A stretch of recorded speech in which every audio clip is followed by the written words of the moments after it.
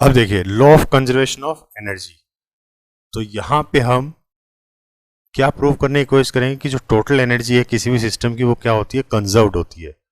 तो as per law of conservation of energy, according to this law, energy can neither be created nor be destroyed but can be changed from one form to another. क्या मतलब हुआ कि energy को हम ना ही तो create कर सकते हैं ना ही इसको हम डिस्ट्रॉय कर सकते हैं, लेकिन एक फॉर्म से दूसरी फॉर्म में उसको हम कन्वर्ट कर सकते हैं। तो ये है law of conservation of energy. तो इसको हम प्रूव करने की कोशिश करेंगे एक छोटे से एग्जांपल के साथ। तो कैसे प्रूव करेंगे? तो consider a body of mass m। एक बॉडी हमने ले ली जिसका मास m है और उसको एक हाइट पे हम लेके जाएंगे जिसकी हाइट h होगी, ठीक है ना, above the ground, at position A position पे उसको हम लेके गए, ठीक है ना, at position A. Then the body undergoes free fall under the action of gravity to position B. तो देखिए ये ग्राउंड है, मान लीजिए ग्राउंड से इसको हम ए हाइट पे लेके गए, तो ये हाइट कितनी है, टोटल h हाइट है। और फिर यहां से इस ए पोजीशन से इसको हम क्या करते हैं, फ्री फॉल करवाते हैं, ठीक है ना। तो फ्री फॉल का मतलब क्या होता है, when an object comes towards the surface of the earth under the influence of gravity without any external force. तो सिर्फ और सिर्फ ग्रेविटेशनल फोर्स उसके ऊपर लगेगा और एक्सटर्नल फोर्स उस पर जीरो होगा। तो जब उसको ऐसे, जब उसको फ्री फॉल करेंगे ए पोजीशन से, तो वो कहां पे आई, मान लीजिए बी पोजीशन तक पहुंची, ठीक है ना।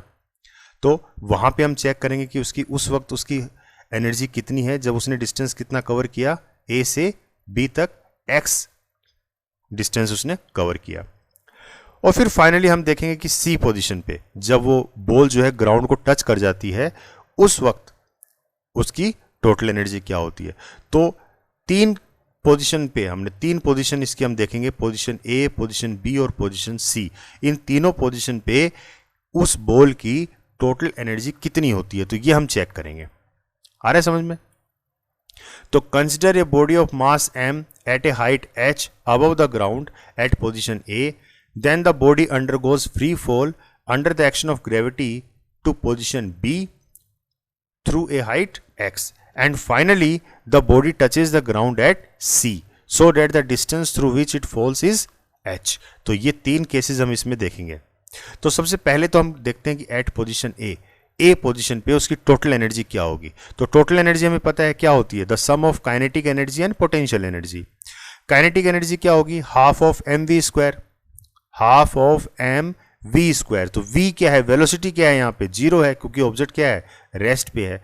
तो काइनेटिक एनर्जी क्या बन जाएगी अपनी, जीरो बन जाएगी। और पोटेंशियल एनर्जी क्या होती है, एम जी एच। तो पोटेंशियल एनर्जी यही रहेगी क्योंकि मास भी है ऑब्जेक्ट का और एक सर्टेन हाइट पे है, तो ग्रेविटी भी लग रही है और हाइट है तो एच भी लग रही है, तो एम जी एच, ठीक है। तो यहाँ पे टोटल एनर्जी क्या हो गई, एम जी एच। तो देखिए यहाँ पे मैक्सिमम पोजीशन पे काइनेटिक एनर्जी तो जीरो है लेकिन पोटेंशियल एनर्जी मैक्सिमम है और कितनी है, एम जी एच है। तो ये तो हो गया एट पोजीशन ए के ऊपर। अब बात करते हैं पोजीशन बी के ऊपर।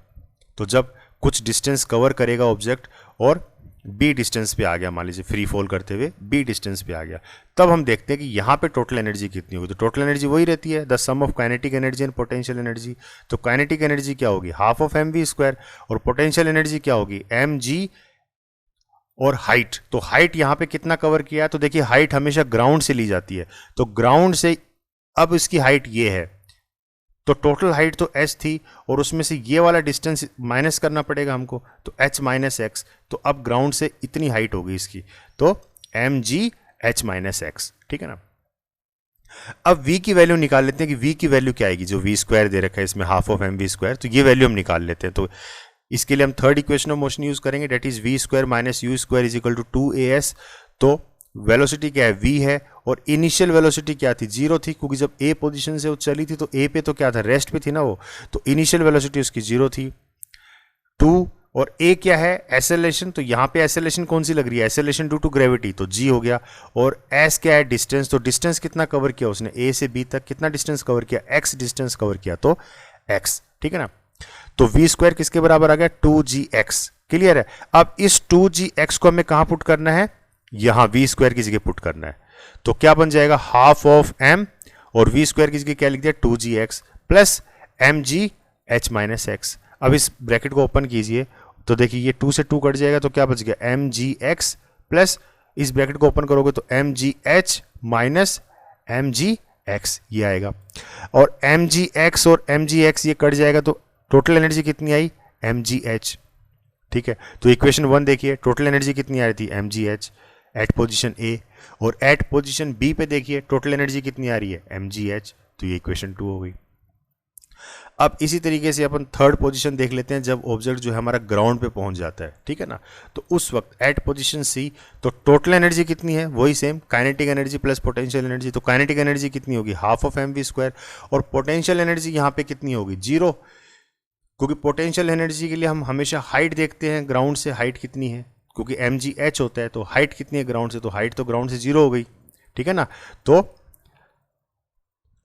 हाइट 0 हो गई तो पोटेंशियल एनर्जी क्या हो जाएगी 0 हो जाएगी, ठीक है। तो देखिए जब ग्राउंड पे पहुंच जाता है तो पोटेंशियल एनर्जी तो हो जाती है 0 और काइनेटिक एनर्जी हो जाती है मैक्सिमम, ठीक है।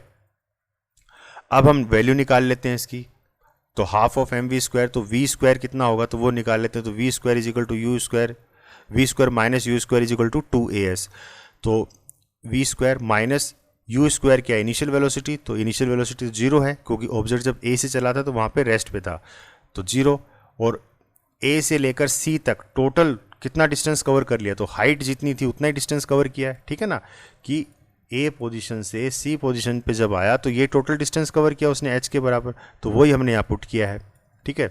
तो एस की जगह क्या पुट कर देंगे एच, और ए की जगह हम जी पुट कर देंगे, तो वी स्क्वायर कितना होगा 2gh, तो इसको आप पुट कर दीजिए यहाँ पे इस वी स्क्वायर की जगह, तो क्या बन जाएगी total energy half of M, और वी स्क्वायर की जगह क्या हो गया 2gh, तो 2 से 2 कट गया तो क्या बच गया mgh, तो टोटल एनर्जी mgh। अब देखिए तीनों इक्वेशन देखिए, इक्वेशन 1 एट पोजीशन ए के ऊपर टोटल एनर्जी कितनी है mgh, एट पोजीशन बी पे टोटल एनर्जी कितनी है mgh, और एट पॉइंट सी पे टोटल एनर्जी कितनी है mgh, यानी कि टोटल एनर्जी उतनी ही रहती है, ठीक है ना, वो चेंज नहीं होती।